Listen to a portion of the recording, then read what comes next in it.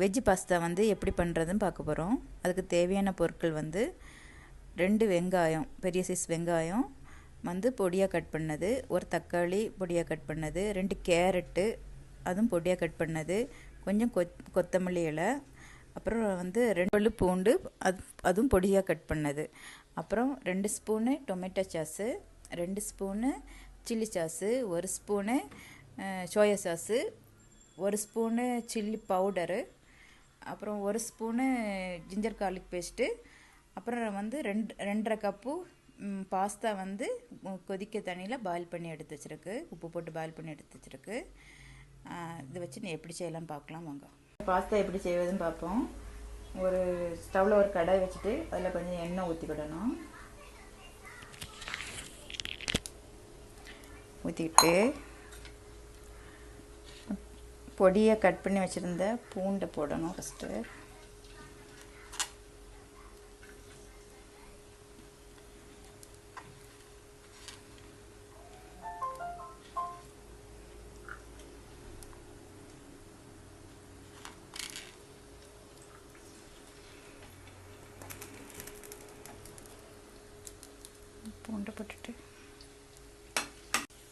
பூண்டு போட்டுட்டு நல்லா வதக்கி விட்டுட்டு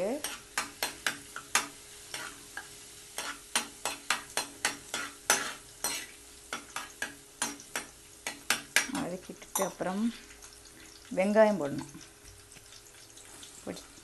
பொடியாக கட் பண்ணி வச்ச வெங்காயத்தை தூக்கி போடணும்.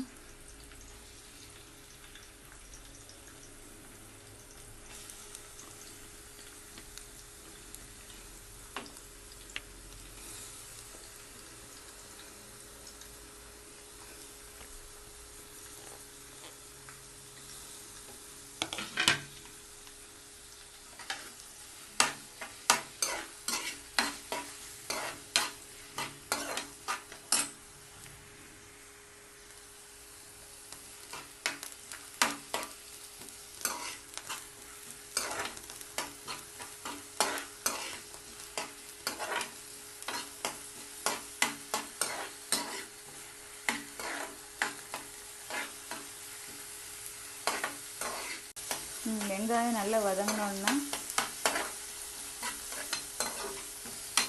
வதங்கினோன்னா தக்காளி போடணும். பொடியாக கட் பண்ணி வச்சுருக்க தக்காளி போடணும். வெங்காயம் நல்லா வதங்கின பிறகு இப்போ தக்காளி போட்டிருக்கோம். தக்காளி நல்லா வதங்கணும். இந்த தக்காளி வெங்காயம் நல்லா வதங்கிட்டு கொஞ்சம் போல் உப்பு சேர்த்துக்கிட்டோம். நல்லா வதங்கணும்.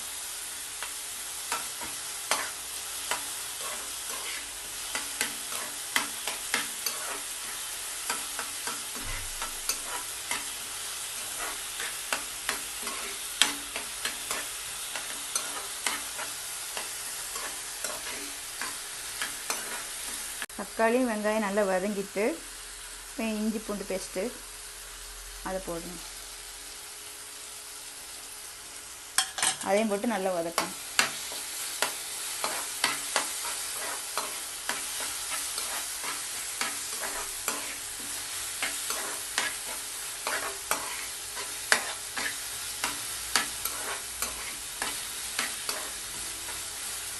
இஞ்சி பூண்டு பேஸ்ட்டு போட்டு அதை நல்லா வதங்கினப்புறம் கேரட்டு போடணும்.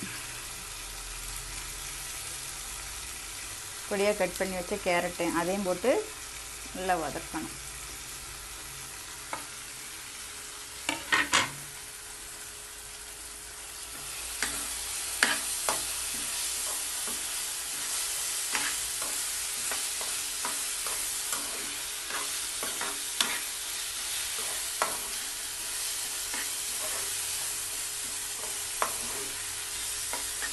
கேரட் நல்லா வெந்தோடனே 1 ஸ்பூன் சில்லி பவுடரு,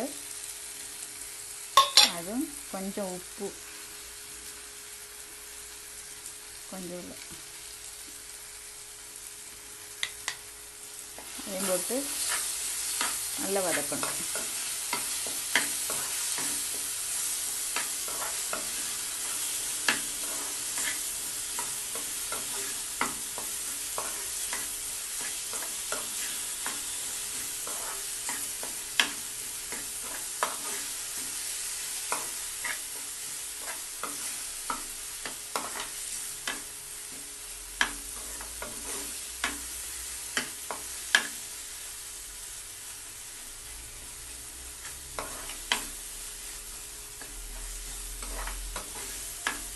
அப்புறம் tomato sauce, red chilli sauce, soya sauce.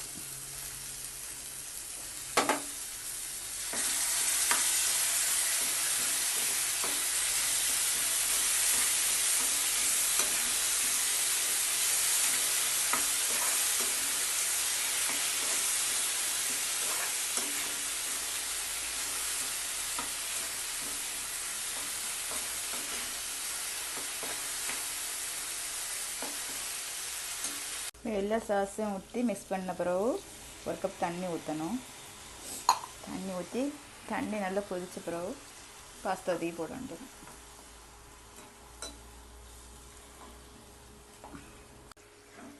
தண்ணி நல்லா கொதிச்ச பிறகு பாயில் பண்ண பாஸ்தா தூக்கி போட வேண்டியதான்.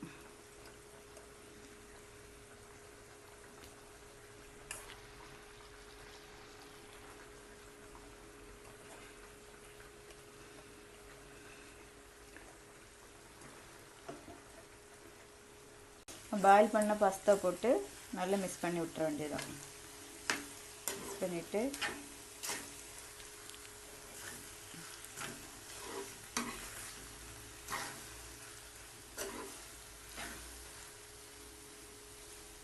லாஸ்ட்டு கொத்தமல்லி தழை போட்டு ஸ்டவ் ஆஃப் பண்ண வேண்டியது. கொஞ்சம் போல் கொத்தமல்லி தழை போட்டு இறக்கிற வேண்டியது.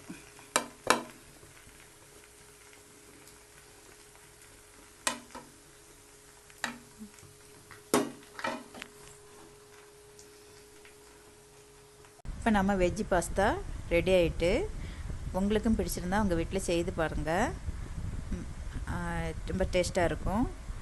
உங்களுக்கு இந்த மாதிரி சமையல் வேணும்னா இந்த சேனலை வந்து ஷேர் பண்ணுங்கள், லைக் பண்ணுங்கள், சப்ஸ்கிரைப் பண்ணுங்கள்.